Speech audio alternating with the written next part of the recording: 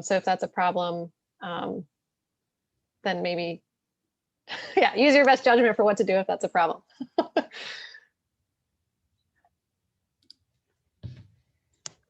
Let's give everyone a moment to just put in the chat.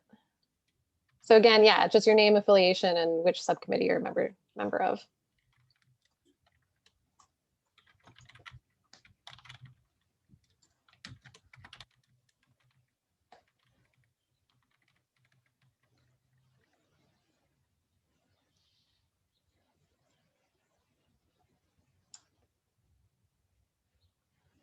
All right. Well, while folks are continuing to introduce themselves, I think we can just kick it over to Sarah and get going with the first presentation. So I don't know, Sarah, if you're able to share your screen or if Shelley needs to give you permission. She should already have it. All right.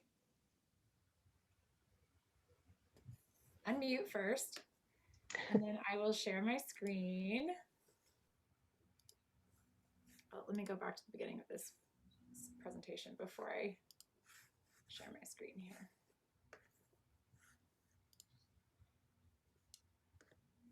Sorry, guys. I want to make sure I'm sharing the right presentation.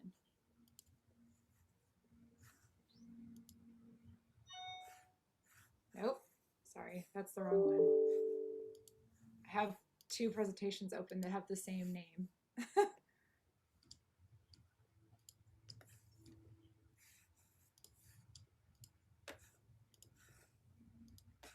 Okay, there we go.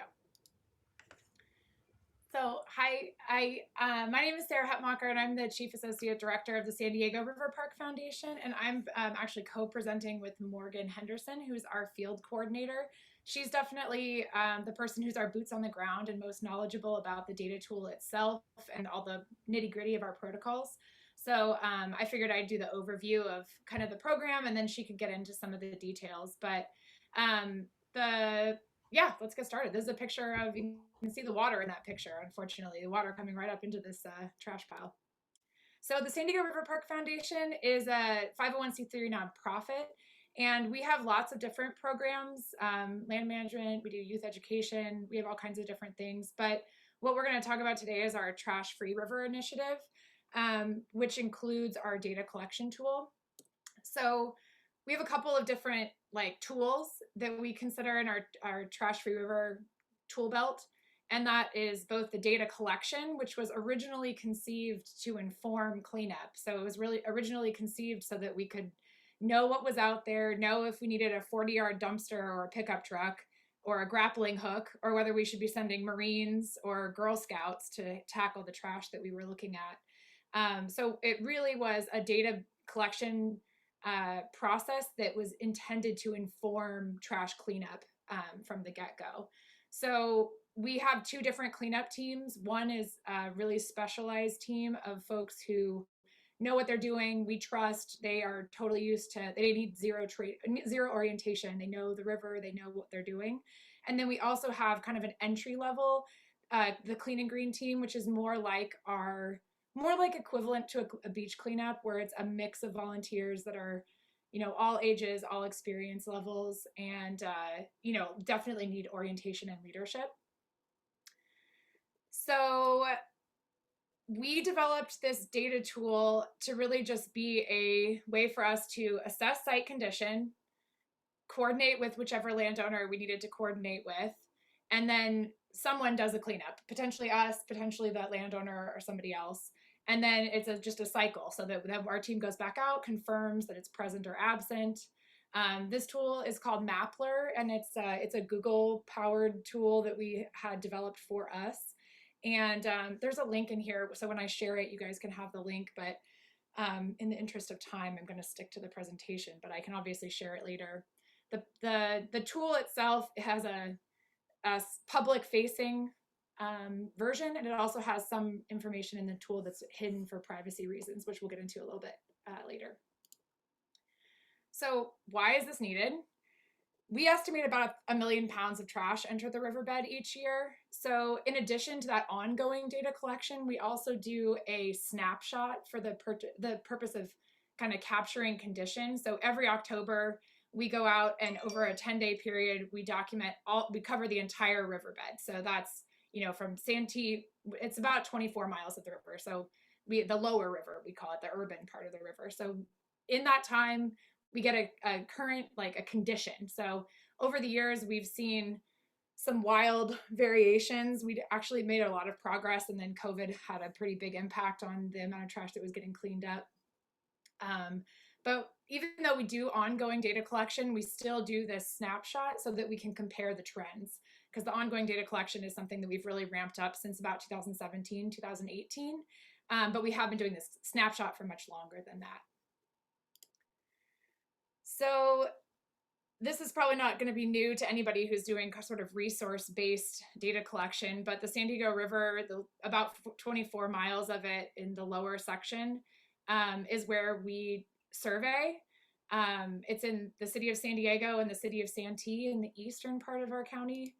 It's about 1,300 acres of riverbed, and we're dealing with over 30 private property owners, 6 different city of San Diego departments and divisions, the city of Santee, and other public agencies like Caltrans, MTS, the Postal Service, County of San Diego, Department of Fish and Wildlife, as well as 5 different law enforcement entities and the regulators. So all of these different organizations have their fingers in the pie in some way, but there's really no entity that's doing riverbed long coordination or coordination between all those different landowners. So our survey team, this is Morgan. I didn't actually see before I went into full screen mode if Morgan joined us. Is she here? Yeah. So this is Morgan in the picture too, and her team. The survey team, let's see here.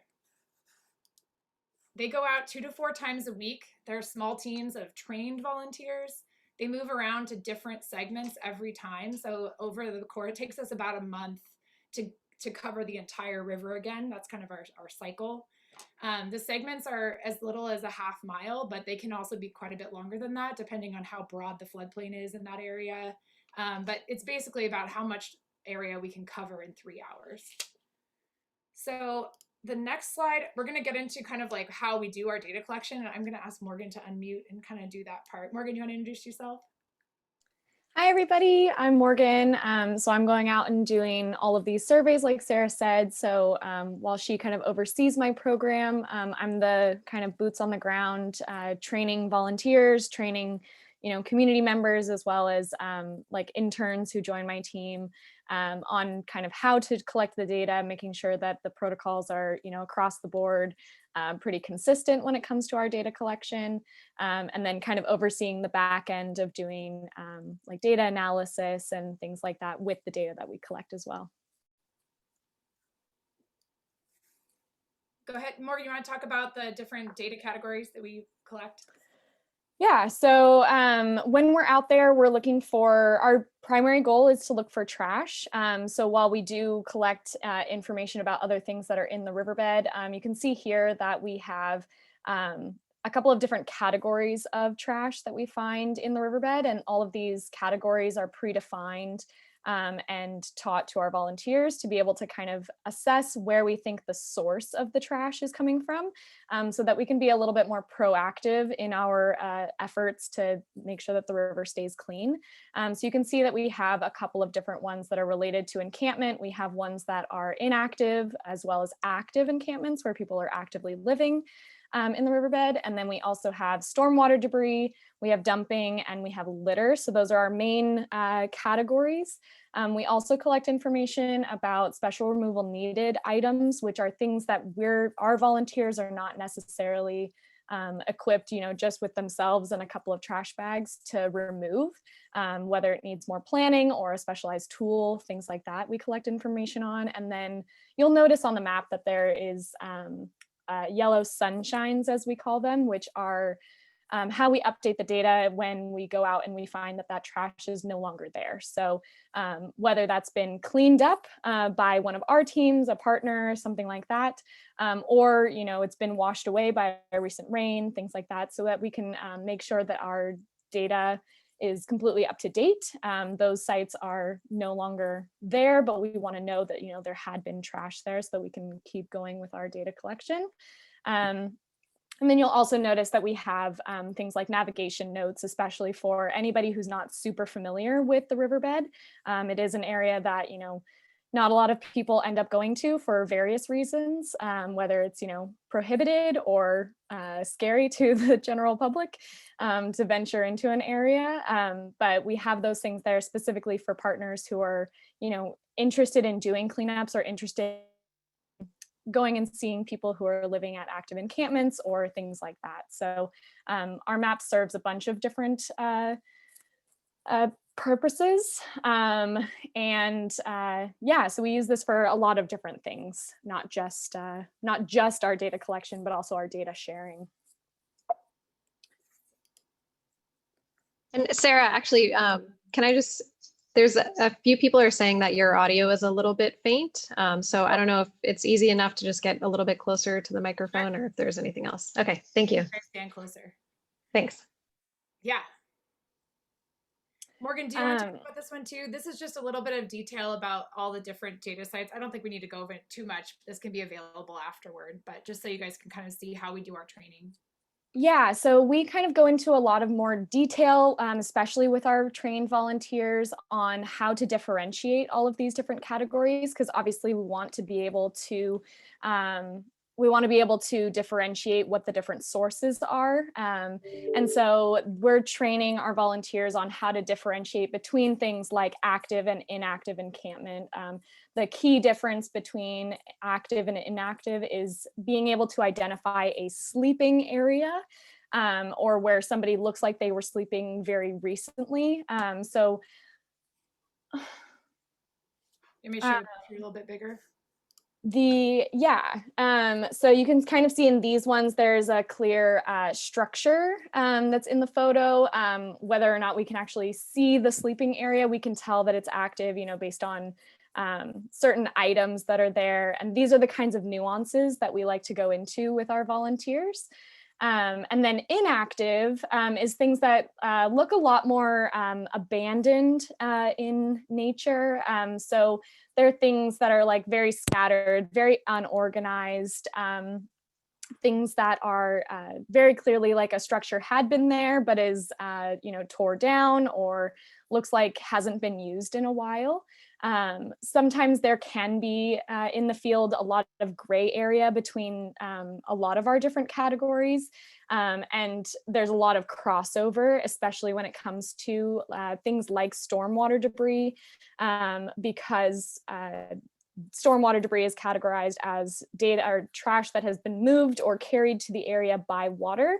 But those things might originate outside of the actual riverbed, but those things can also originate in the riverbed as an encampment or things like that. So our volunteers are kind of trained on, visually kind of assessing, looking at, whether things are stuck in trees, whether things are in the river proper versus on the river bank, whether things look like they are particularly muddy or covered in a particular amount of leaf litter that looks like, it hasn't been disturbed recently, to be able to kind of differentiate those nuances, especially in the field.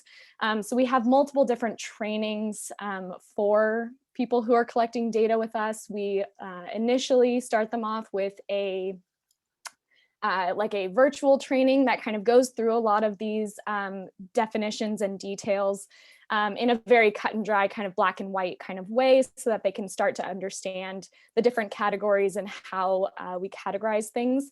But then once they start coming out into the field with me, I start to, show them kind of those gray areas, show them kind of things that can overlap and things that, might be a little more difficult to tell whether or not it falls into one category or the other. And I think it's important for us to know that it's like, one of those things where if we can't tell if something is inactive or active, we would err on the side of saying that it's probably active rather than inactive. And that's for the purposes of especially our volunteers. We don't want to clean up anything that may be associated with an active encampment, for the safety of the people in the riverbed, for the safety of us and our volunteers, and all those kinds of things. But we do want to make sure that we're kind of, understanding those nuances, and our volunteers get very, very well tuned to those nuances the more they come out with us. Our volunteers, especially my interns, it takes about a month for people to really feel comfortable, like easily assessing right away on the spot kind of what these categories are. But they stay with me for at least 4 months for an internship, sometimes longer. And so they get very, very comfortable with assessing a lot of these things. And then dumping and litter and special removal needed are a little bit more of those, a little bit more easier to tell the difference between them, because they're very key different types of trash, like big giant items, or under overpasses, we tend to find a lot of litter and things like that. So it kind of depends on where we're finding the trash as well, to be able to tell kind of what the source of that trash was. Thanks, Morgan. Yeah. Can everybody hear me a little bit better if I stand down here closer to my mic? Yeah. So It sounds good to me. Yeah. cool. The main reason that we picked these categories is because that these categories all have different ways of managing the types of trash. So addressing encampments is a different type of management than addressing stormwater debris or litter. So we want to be able to quantify by category so that we can also make recommendations about management. So if we're dealing with enforcement versus education or stormwater capture or something like that. So these categories are ones where we want to be able to assess the amount of work that needs to be done, kind of compare categories quantitatively, and also put everything on a geospatial map so that we can kind of assign who is the responsible entity for each of these areas. And then, you can start overlaying all kinds of data, like where are the outfalls and tributaries that lean into this that we might, then keep going up the watershed if we need to. So I mentioned this data is used in part for advocacy. We put together a lot of different reports. We do some technical reports that we share with the water board and with city stormwater staff and that kind of thing. We also do this report, the State of the River, which is our kind of glossy layman's report that has just letter grades. So it's very easy to understand. We share this with elected officials and media so that it's just a very, very easy to understand for people who aren't water quality scientists. We also do a lot of cleanups. So this is an example of a before and after. Our teams go out and do cleanups, but of course our data is used by the City Environmental Services Department and by a lot of landowners that have private contract cleanups that do their cleanups based on the results of our data.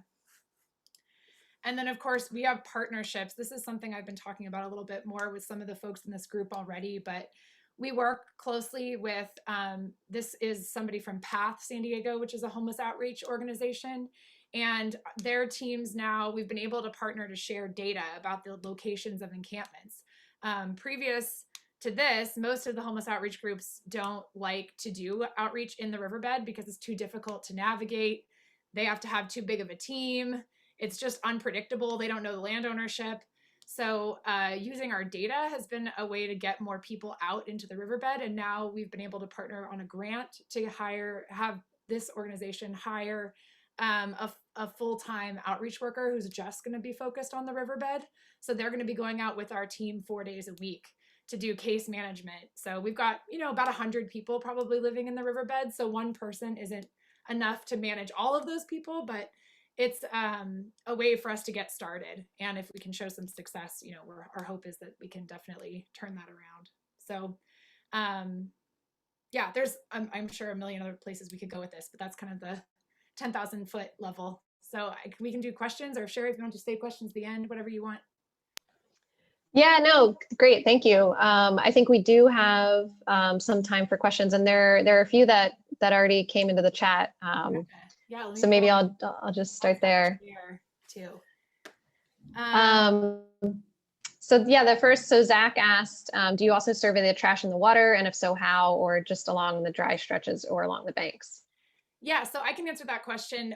We survey stuff that's visible from the land. So we don't do any of our surveys from the water, with one exception. We do a estuary cleanup once a year where we're able to actually get in the water. We have been working with a drone pilot to do some aerial surveys when we have places where we can't get eyes on stuff, but usually the vegetation is so thick that if we can't get eyes on it, neither can the drone. But yeah, so we do, if we see things in the water, that is a combination of special removal needed or stormwater, depending on what it is.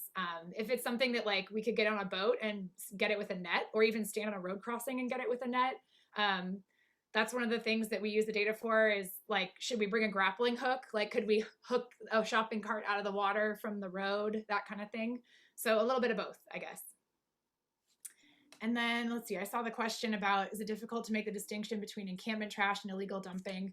So there is a crossover. I would say the answer is no. We can tell the difference pretty easily between an encampment and illegal dumping, and partly just because of the locations. There's not a huge overlap between where people want to camp, where it's like hidden and out of the way, and where people want to dump, which is close to a road where they could like easily throw junk out of their car.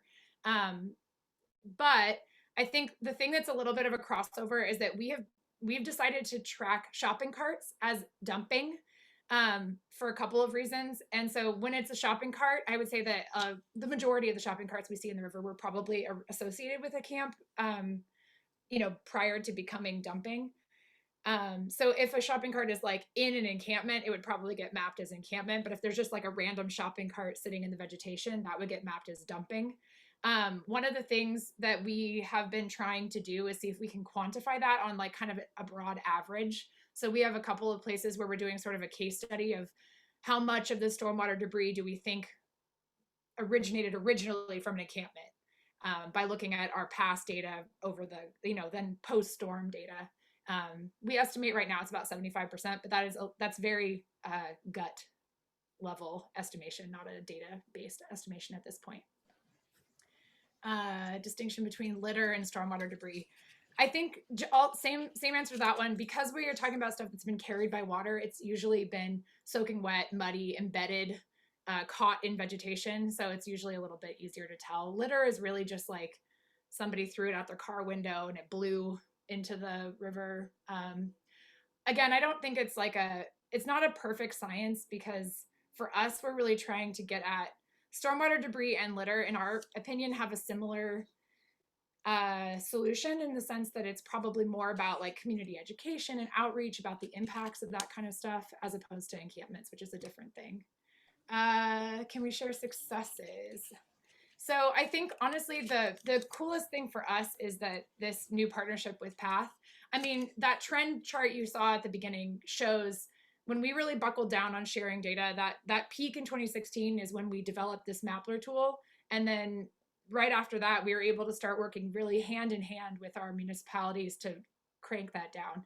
COVID is creating an unfortunate spike in our data that we're hoping that we can buckle back down once cleanups start a little bit more. But I think that's part of it, is when we know what the data is, it's a lot easier to do a press release and to like get the right attention on these kind of things. And then I think in terms of other successes, this homeless outreach thing is something in a given year, between 65 and 95% of the trash we find comes from encampments. So it's really important to deal with that when it comes to trying to lessen the amount of trash that's in the river. So for us, trying to do this partnership where we're not just picking up trash from encampments, we're actually trying to reduce the number of encampments, is important. So, and I think for just all of our, all of us feeling good about the program, it's important that it's not strictly enforcement, because it's not super successful. And also it just feels a lot more compassionate to be able to connect resources with people. I know that this in the last year, we've seen 6, I think, Morgan, is it 6 people that have been housed from the riverbed through this partnership, which, you know, is more than we'd seen previously. And we've gotten really cool emails of like somebody having Thanksgiving dinner with their kid because they are no longer living in the riverbed. And Morgan and I both worked with a couple who the guy was on oxygen and he was living in the riverbed with a generator, and they are now living in an apartment. So like that kind of stuff is really cool to see. I think Morgan helped a pregnant lady get into an apartment earlier in COVID, which is better because the previous year we'd seen a baby be born in the riverbed. So it's cool to see some like real movement on that. Wow. Yeah. Thanks, Sarah. And it's, you know, really encouraging to hear about your success, kind of linking the trash monitoring with the outreach to the homeless communities. Yeah. Thanks. And I'm doing Yeah. a presentation as part of the Eric Burris's webinar series on some of the housing related stuff on I think it's next week, next Thursday. So if you're interested in that partnership specifically, we're going to dive into that a little bit more then. Great. Yeah. Well, thank you both for a great presentation. And I'd encourage, you know, I think we have to move on to the next presentation, but, you know, the conversation can continue in the chat if folks have additional questions too. So next up, I think, is Shelley and Tony to talk about the trash monitoring methods playbook. Awesome. Thank you for having us. I'm going to go ahead and share my screen, and then we'll introduce ourselves. Let's see. So Shelley, I'll just share my screen, and then we can we'll switch as we go. So I'm Tony Hale. I am co-lead of the data management subcommittee for the trash work group. And Shelley Moore, my colleague here, and I served as leads on the trash monitoring, the California trash monitoring methods evaluation project. This was a project funded by the California Ocean Protection Council, conducted jointly by SQUIRP and the San Francisco Estuary Institute. I should mention that the presentation that we're going to be talking about today, a fuller version of it is available through the California Water Quality Monitoring Council's collaboration network. So Eric Burris led us on February 18th through this. So if you want to see, this is going to be in a kind of abbreviated version, and we'll try and get through as much as we can here. But we do recognize that time is short, and so we're gonna hustle through this. And so here we go. So what we want to cover today is just to review the purposes of the trash monitoring playbook. So it was great to hear Sarah and Morgan talk about their program and some of the innovations they've brought to the field. And that's really wonderful to hear. It's great to see. There is a mix of different methods that have been developed as each organization operates just as Sarah and Morgan have to meet their needs locally. And so what the playbook is designed to do is to provide some guidance for people who are interested, especially if you're starting from scratch and you don't know what to do when you're implementing some kind of trash monitoring program. The playbook is designed to help you do that. So one of the things we did is to look at 4 different methods that do trash monitoring in rivers, creeks, and streams, and evaluate those methods or validate them. And then just we'll be describing the playbook itself as one of the products of the project that we conducted. And then hopefully have time to address your questions, and maybe we'll have to save those until the discussion at the end. So the playbook, why was the playbook created? So partly it's some of the problems and some of the gaps that we hope to fill is that there are a wide variety of considerations when monitoring trash. You have, defining your management questions, what habitat are you in, just the questions that Sarah and Morgan were fielding about kind of where they're doing the monitoring in the water, on the banks, et cetera. What monitoring resources are available? So how practical is it to undertake one method or the other?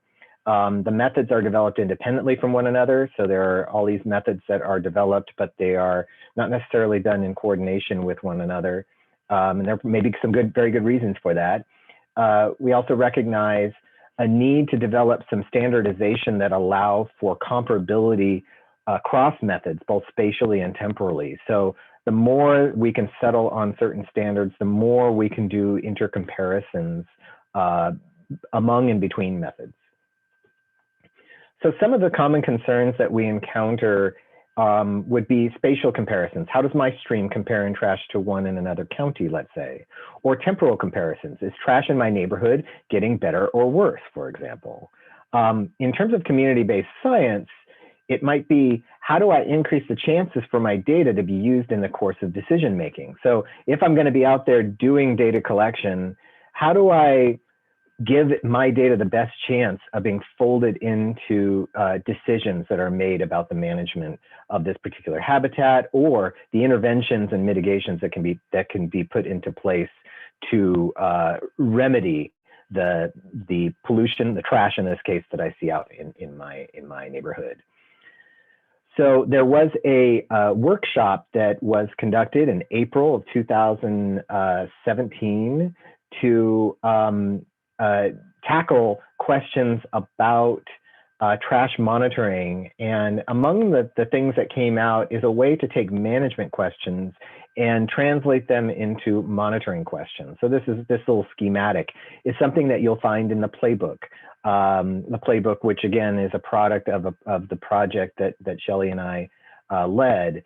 And so this is just one example of taking the management questions, marrying them with the appropriate level of specificity to get to a monitoring question at the end. So looking at things like what habitat, what is the target, what metric, what pathway, what's your time window, and what level of precision are you pursuing? All of that there isn't a right answer. It's about what do you need in order to inform your management question.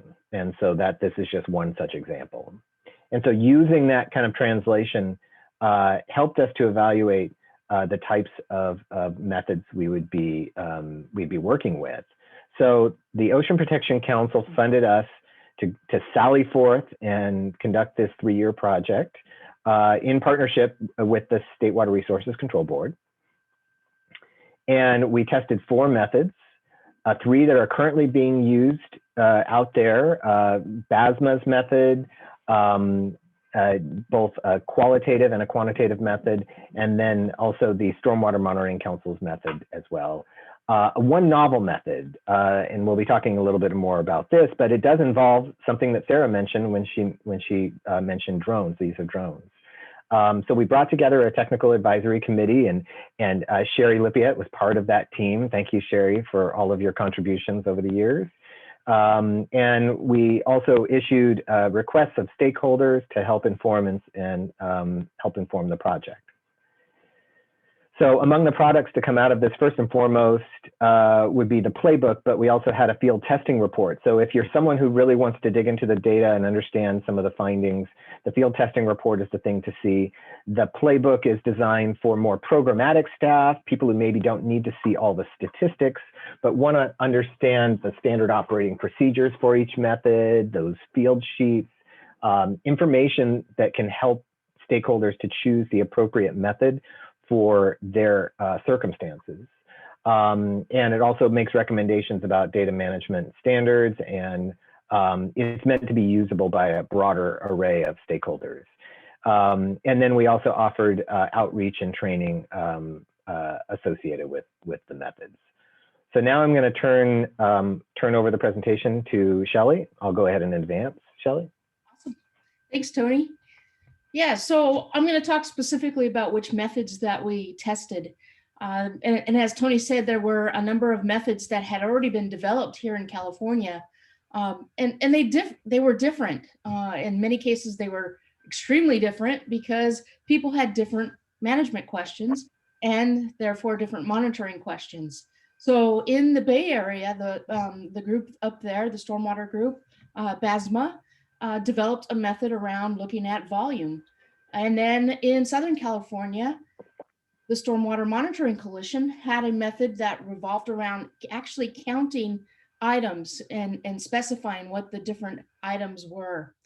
And then we also looked at the method that was, I believe, originally developed by the Surface Water Ambient Monitoring Program, the SWAMP folks, back in 2006, 2005, around in that time, where they had a rapid trash assessment, where you could go to an area and walk it and visualize it and give it a score based on how much trash you thought was, how trashy you thought the area was. And then the fourth method that we looked at was looking at that novel method and using a drone basically to fly a given area and basically produce some imagery. Go ahead, next slide. So if you're looking at each individual method, I've kind of outlined them, but for the visual observation method, again, you're walking that area, you're looking at how trashy it is and giving it a score based on the numbers 1 through 12, with 12 being the highest. Typically what we did was we split it up into 4 different groups where there was low trash all the way through very high. One of the interesting things about this method is, and we discussed this a lot, was how do you define that very high? Is there a definition that we can give to that? Because it seems like any time you go out there, there is the potential for it to be a little bit more trashier than you would expect. So that was one of the things that we discussed with this particular method. Next.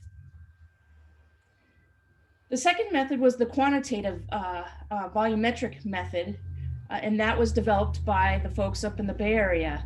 And they didn't necessarily count the items because their thoughts were they wanted to see how much space the trash was taking up in the environment. You could have 5,000 pieces of plastic, but if they only filled 1 cup, then big deal. So they actually took the measurements of volume of the different items within a stretch of the river. It was about, it was 300 meters, I believe. And basically they tried, as did Sarah and Morgan, to categorize the sources for the different types of trash. Their categories were slightly different. And one of the things that this actually is good for is that it's better than using something like mass, because with volume, you're looking at the space, you're not necessarily weighing the items where they'd be heavier because of the wetness of the environment. Next slide. And then we've got the quantitative SMC, the Stormwater Monitoring Coalition tally method. And this was developed a while ago. They've done 2 long-term studies with this, one from 2011 to 2013 and one in 2018 and 2019. And they go out, they walk a 100-foot stretch of river, and they count and categorize every single item that they find. And this is great for answering questions like, have the bag bans been effective? Are there any new items that we're finding out in the environment that we might think are of concern? Those types of questions could be answered using this method. Next slide. And then we also flew a drone and collected imagery and did some image analysis through machine learning to look at whether or not we can identify trash in a given area. This method has a ton of benefits.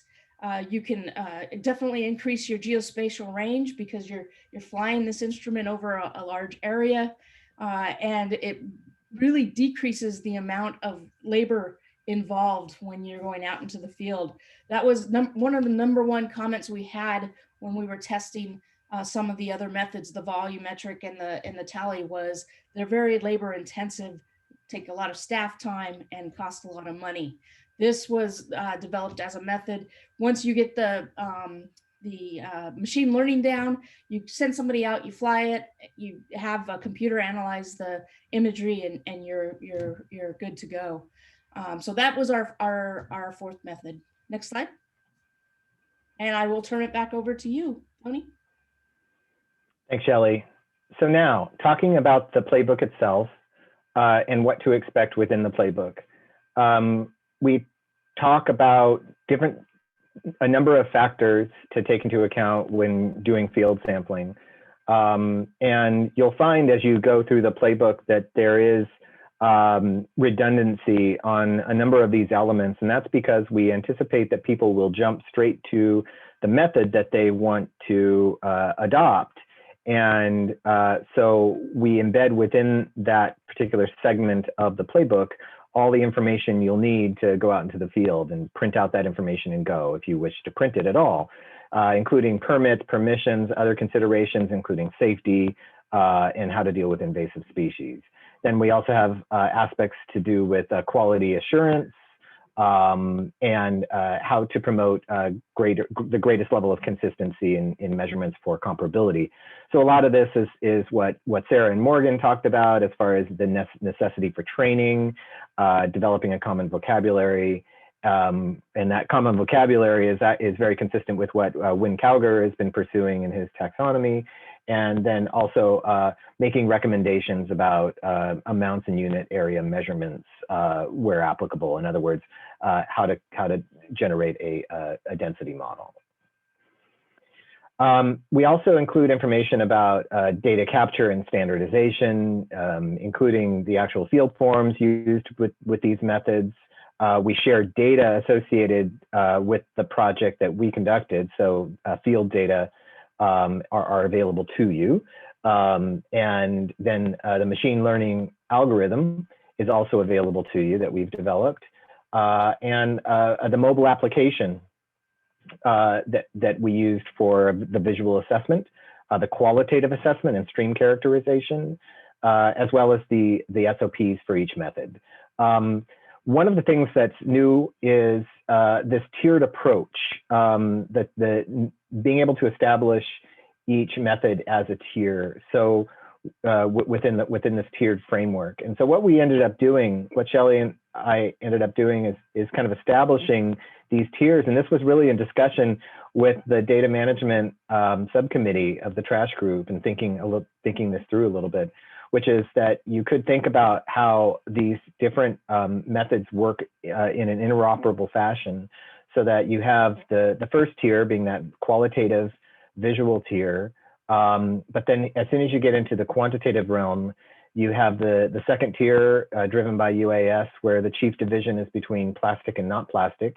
Then you have a volume opportunity to, as you're doing your volumetric measurements, you can sort them into these different types of materials, so that the plastic would of course go under plastic, but then everything else would map to the not plastic.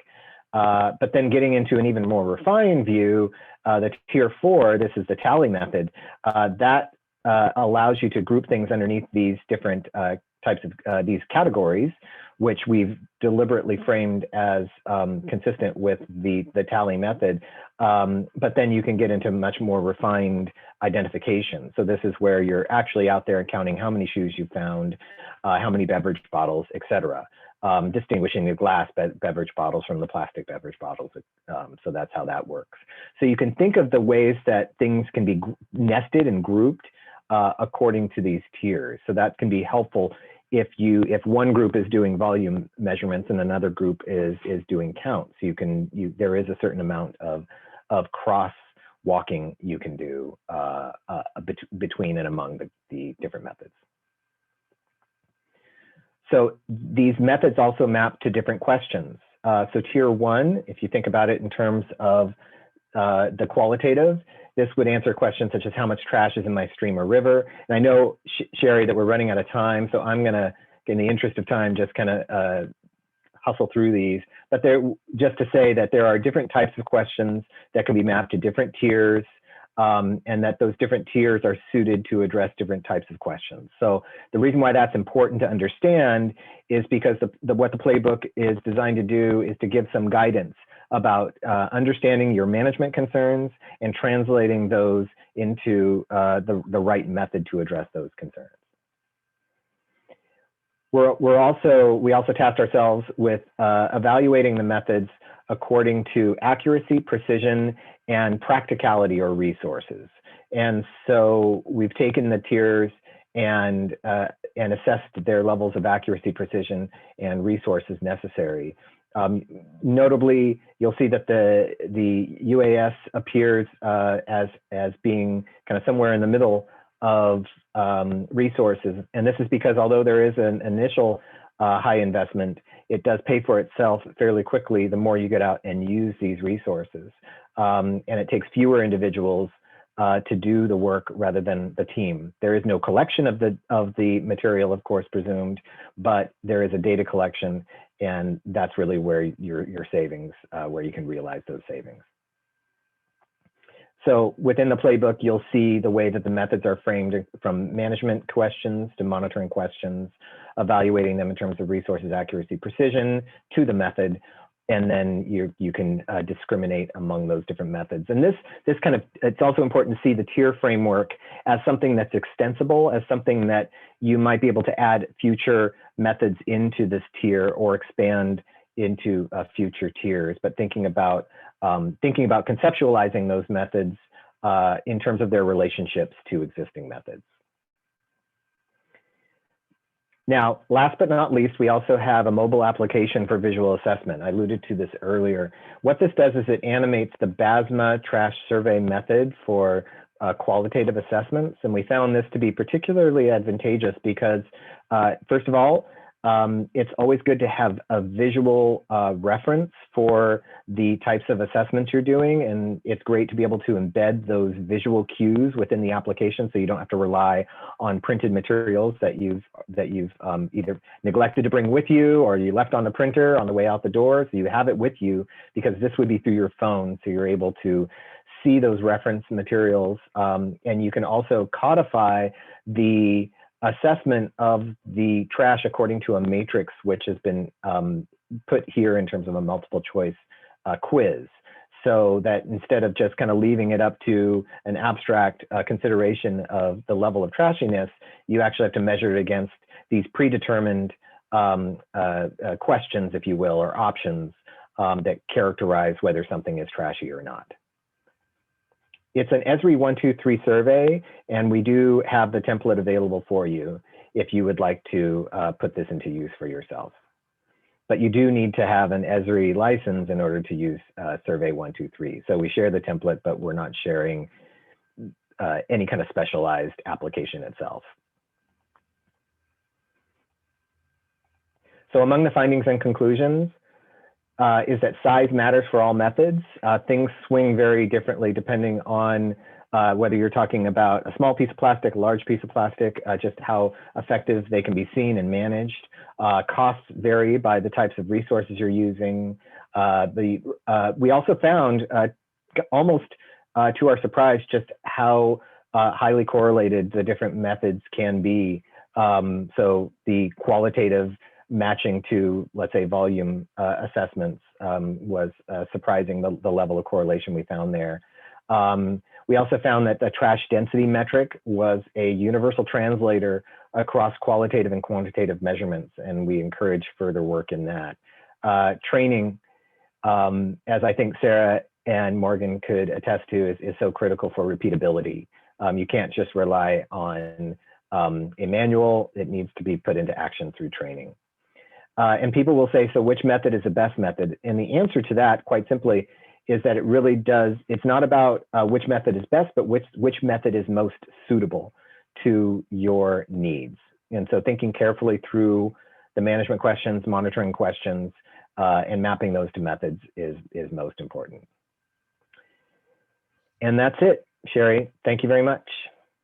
Yeah, thank you, Shelley and Tony. What's that? Tony, can you show the next slide? Oh, sorry. Yes, I can. Hold on.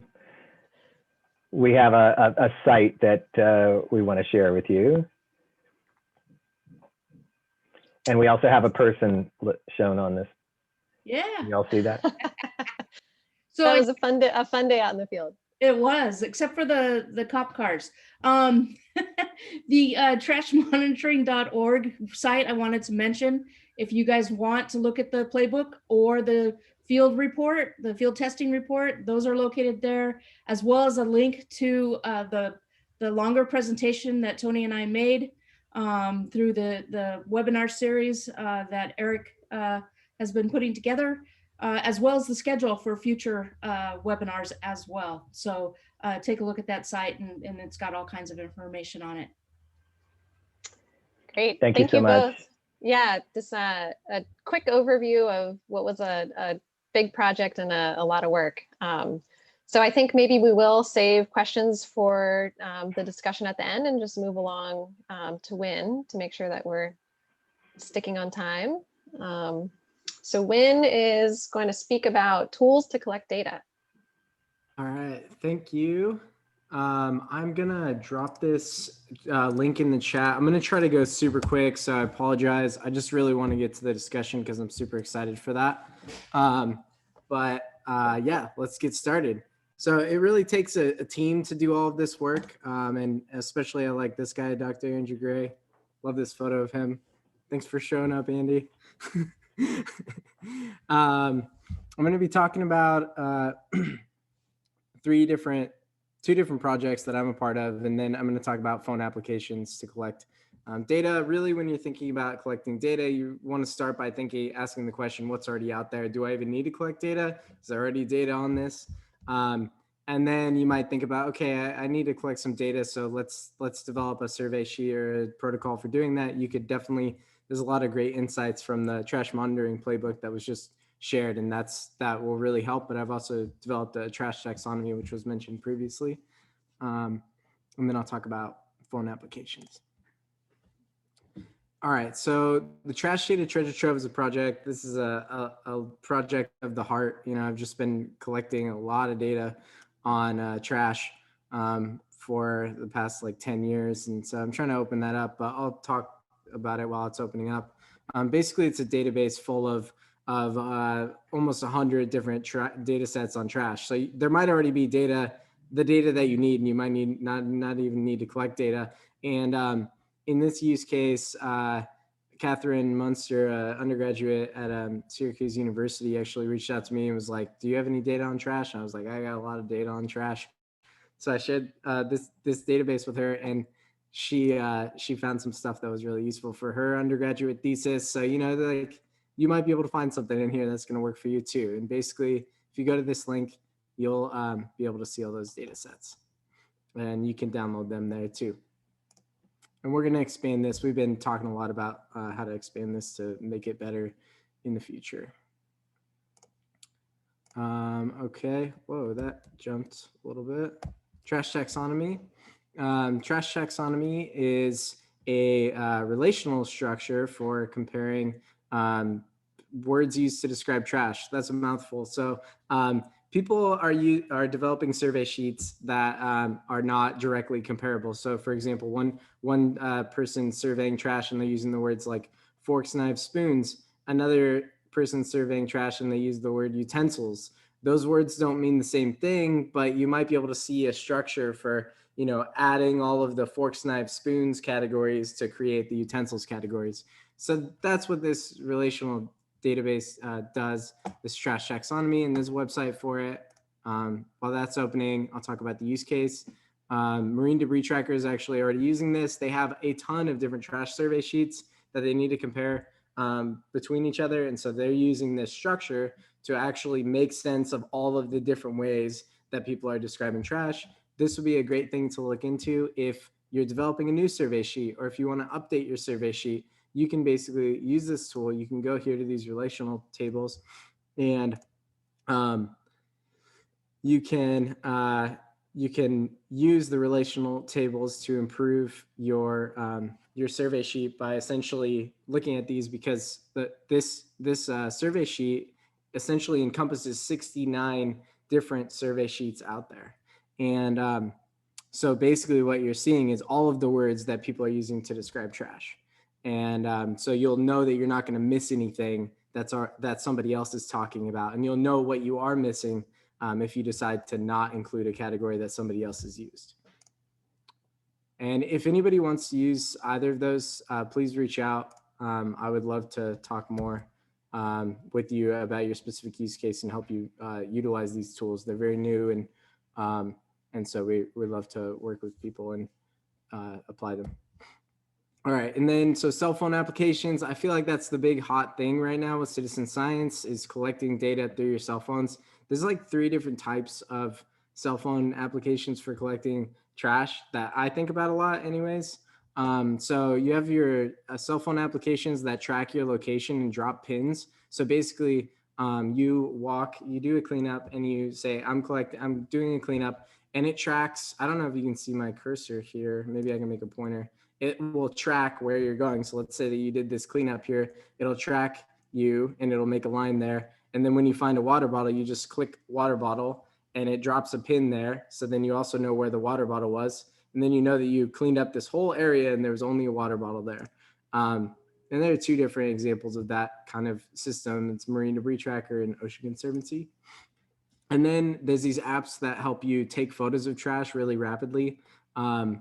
Literati and Open Litter Map are really good for taking photos of trash. Basically, the interface is like just a camera, basically, and you just like take a photo of every piece of trash that you see. And photos have a lot of information on them. They have lat-long coordinates, they have dates. Photos worth 1,000 words. So you have a lot of information in a photograph, and that's kind of the idea with that. And then illegal dump logging. This is the World Cleanup Day app is kind of unique for this, I think. I don't know of many apps that kind of specialize in illegal dump logging, but basically their app is built to catalog illegal dump sites, and you take photos of them, describe what's in them, what the volume percentages are and stuff like that. So I already dropped the link to the presentation, and yeah, I'm looking forward to some discussion with everybody. Please get in touch. Hit me up on Twitter, win_open_data. Great, thanks, Win. Win just blew through that. So I think we have some time for any questions for Win. I haven't seen any come in the chat. I did make a comment that the trash taxonomy tool really helped us in the NOAA Marine Debris Program. We were making a few updates to our data sheet that we're going to roll out soon, and it helped us from making some mistakes that I think we would have kind of had a problematic taxonomy. So thank you, Win, and the trash taxonomy team. Okay, any questions for Win, or should we move on to an open discussion?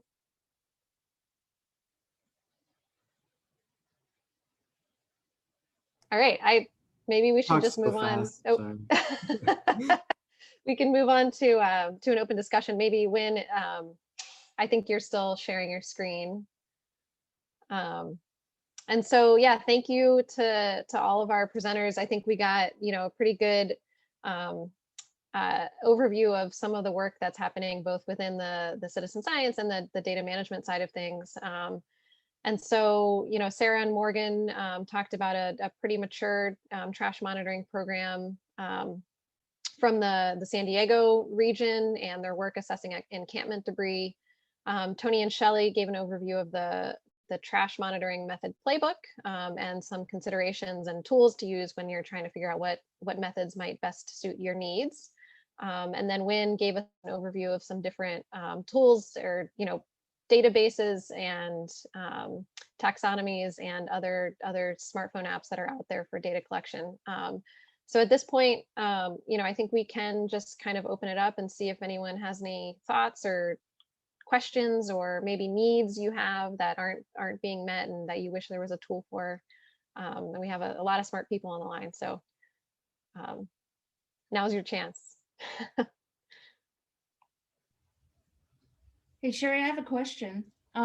So one of the reasons for bringing these 2 groups together was because the citizen science group seemed to have a lot of needs that and questions about things that the data management group were already working on.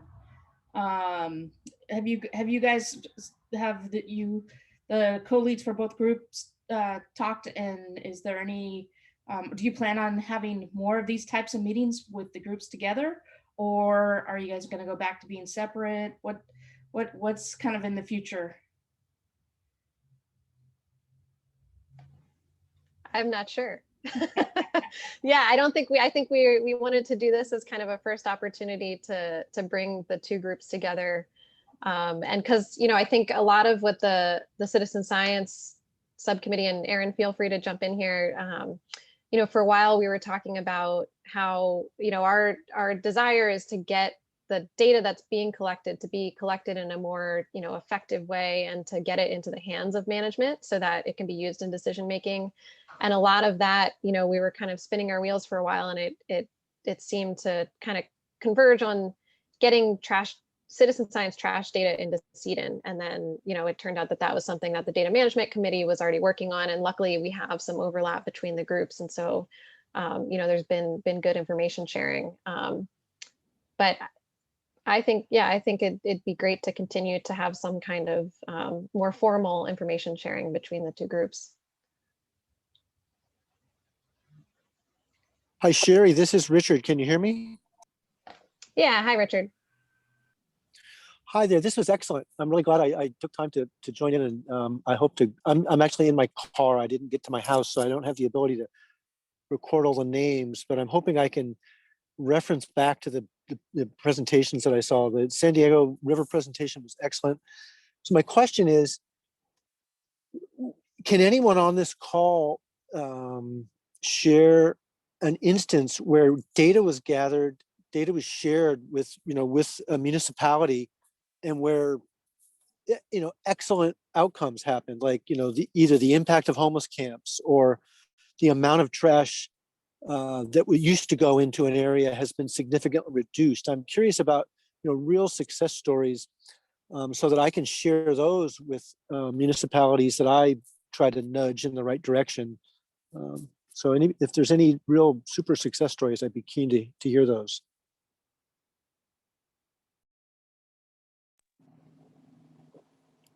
I mean, I would add that I think the biggest thing for us is that as a nonprofit, we're more in an advocacy role than we are in we have no regulatory or enforcement power. All we can do is elevate issues that we see. And if we say, hey, we're seeing trash, the next question is going to be how much, how bad is it? Where is the trash? What kind of trash?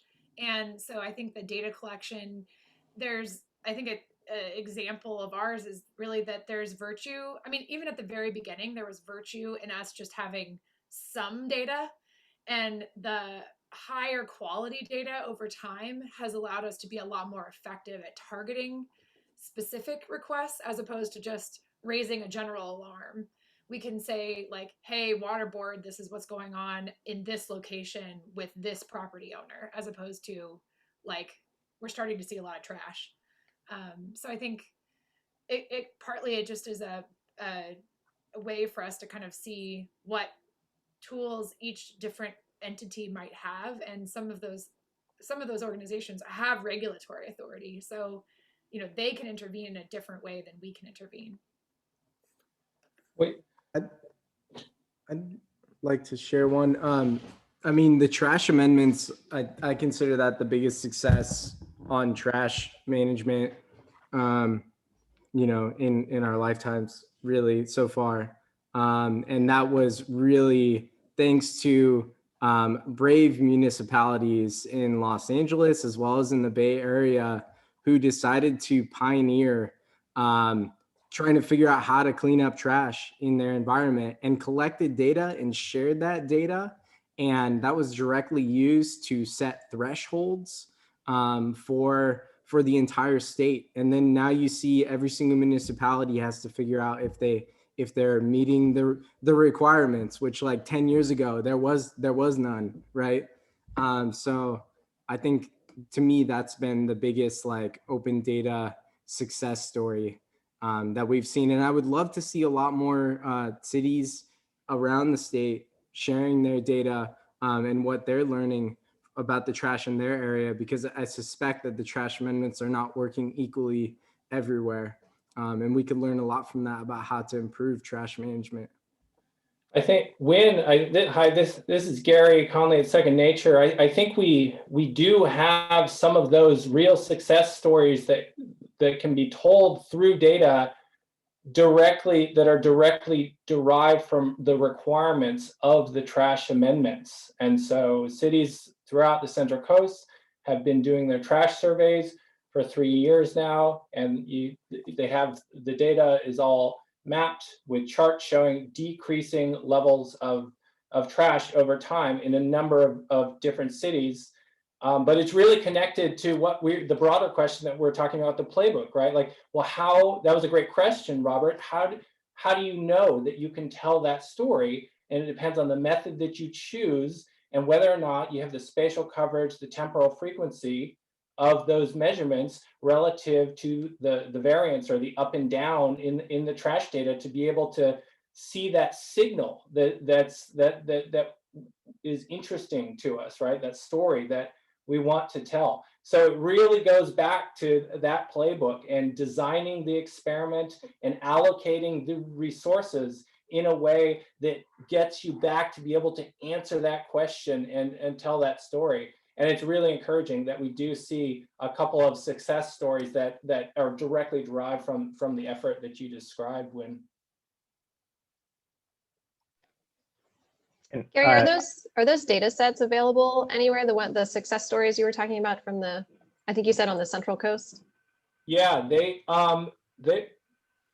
are owned by the cities. So it would have to be direct coordination with the cities to make them available. But I don't think that is something that can't happen. You know, I think integration of some of those folks to these groups would definitely go a long way to making that happen.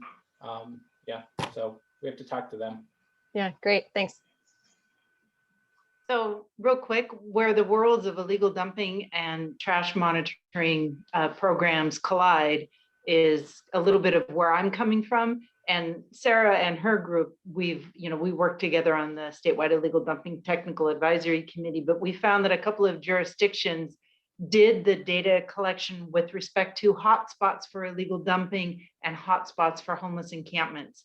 And those decisions helped inform the city of San Jose and the city of Oakland and Alameda County as to where to focus efforts programmatically and spend money to conduct rapid cleanups of either illegal dumping or to assess homeless encampments for, as Sarah mentioned, getting the assistance in those areas so that they can initiate a clean camp program. City of San Jose did a novel study using CARES Act funding to jumpstart or to reinfuse their efforts to get after illegal dumping because they had a huge problem in areas.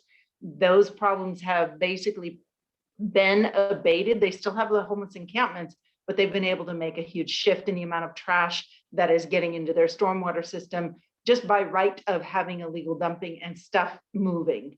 But this is where the worlds are colliding, and this is why I'm listening to what you're doing so that I can relay it back to the folks. As Wynn knows, we're working with, he's on one of our subcommittees, and so is Nick, to participate in helping the group that deals with illegal dumping create better data collection information and then getting that next step going. And my goodness, I would love if we scaled the San Diego, if you're San Diego River Park, your Mapler, if we could just have that statewide, if all of these programs could somehow be a statewide something or another, it's a really good thing. Thank you for listening. I should just mention, it's not really, it's not strictly speaking monitoring, but in terms of a data-driven decision that has to do with the trash amendments that Wynn first mentioned, is that cities are spending millions of dollars to install trash capture devices, right? So they're placing them in their storm drains in order to capture the trash that flows off the streets.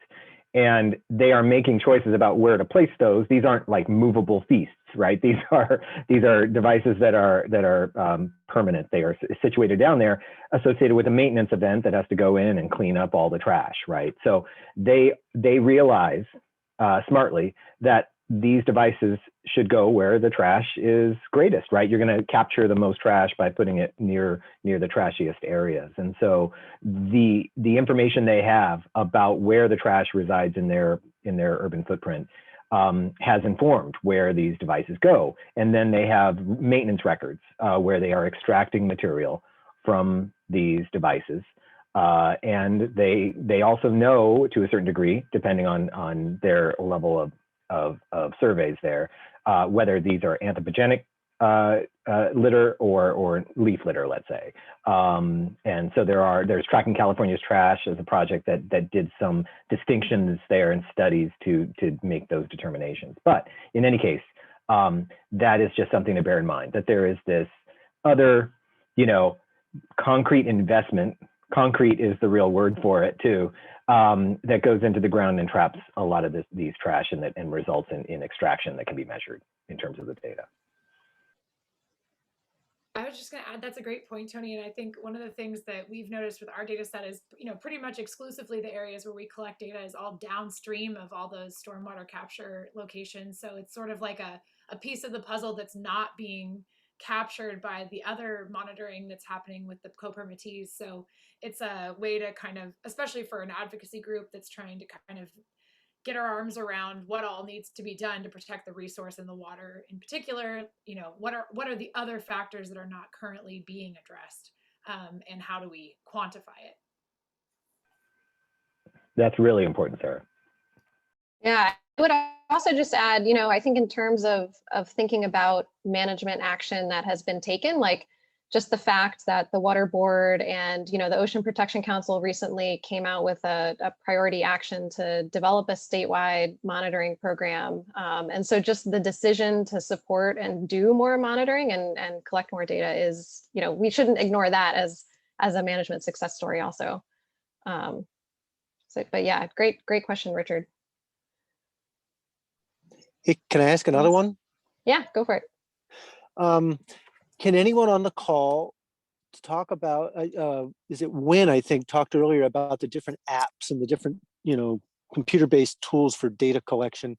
Yeah. I live in Marin County, and it's my understanding that the city of San Rafael has an app, and it's just used in the city of San Rafael for, I don't know which app they use and how they use it, but it's basically something for logging trash that you find.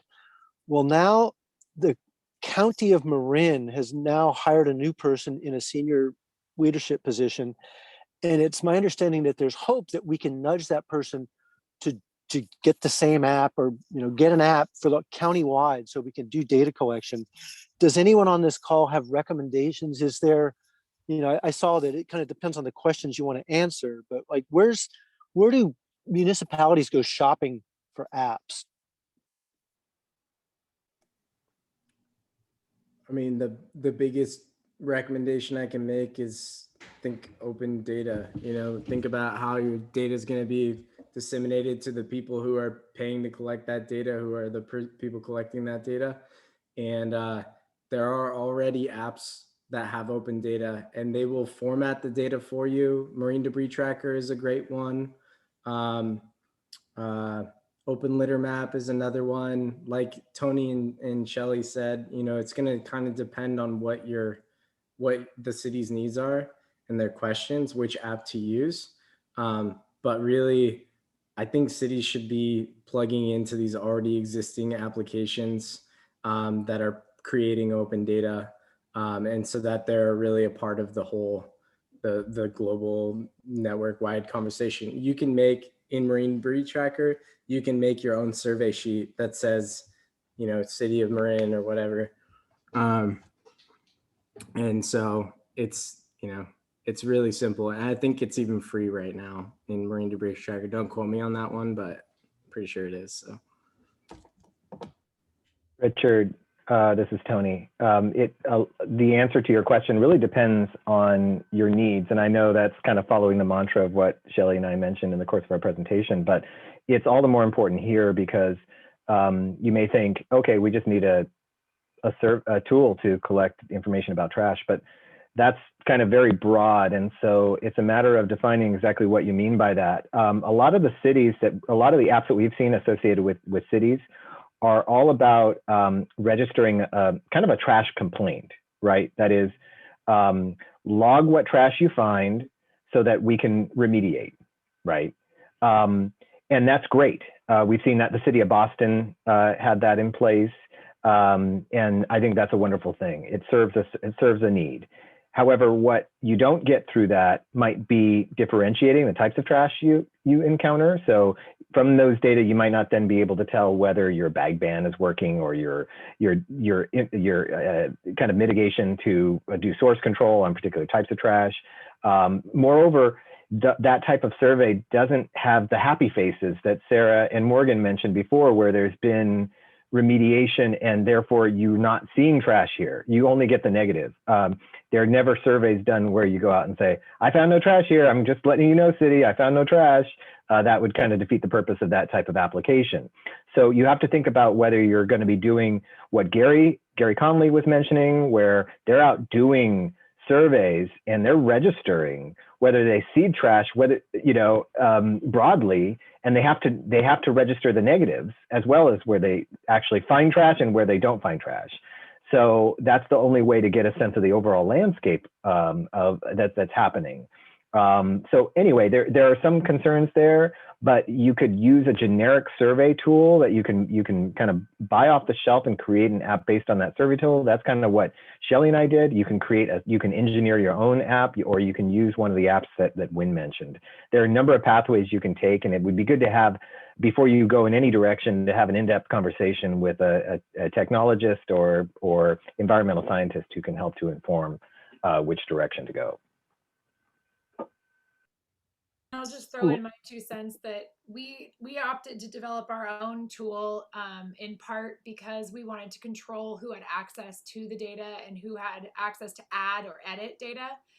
Because for example, I mentioned that we work with city or law enforcement, and those entities in some cases, not that they would do this, but they have an incentive to show that areas are clean.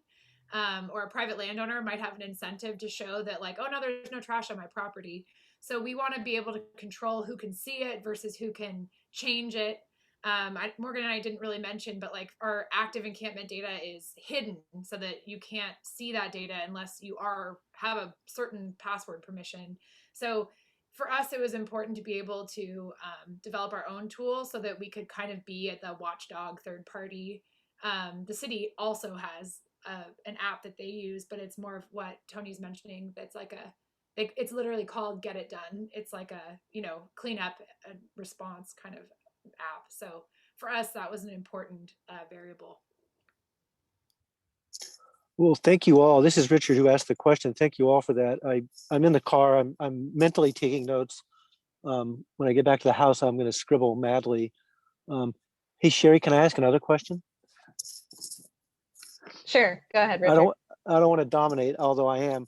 I'm a field guy, right? I'm basically a group of one, and kind of the role I've taken on over the past decade is I nudge, right? I get out, I do litter cleanups, I do some group organizing, but I find hotspots, and then I try to go poke, the land manager, the agency, and say, hey, there's a problem over here. I think you should address it.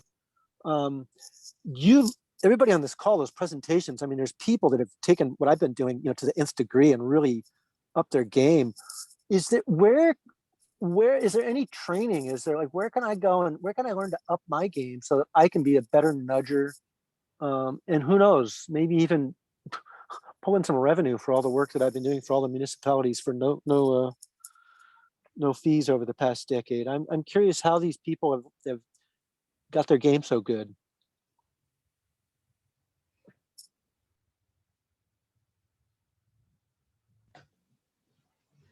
Anyone want to take that? Yeah. Not all at once. Come on. We don't want to admit. I mean, honestly, I'm just obsessed with trash data, so it's all I think about. I don't know of any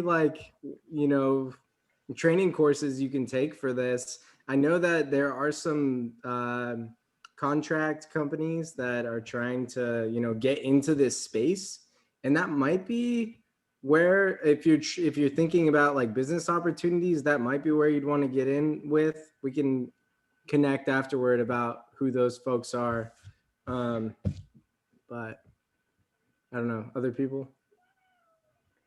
I think that what we're seeing is an unprecedented amount of attention now given to trash in the wake of the trash amendments and all the innovations that a lot of the people who are on this call are responsible for spearheading.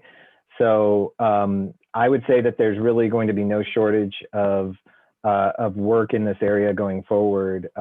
There's a lot of innovation happening, at really amazing stuff.